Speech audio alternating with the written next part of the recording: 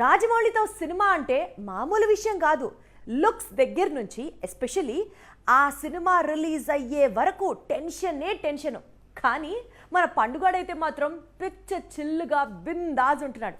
కూల్గా తన పంతం చేసుకుంటూ వెళ్ళిపోతున్నాడు. సన్ రైజర్స్ ప్లేయర్స్ తో గుంటూరు కారం దిగిన ఫోటోలు క్షణాల్లో సోషల్ మీడియాను షేక్ చేశాయి, ఇప్పటికీ చేస్తున్నాయి.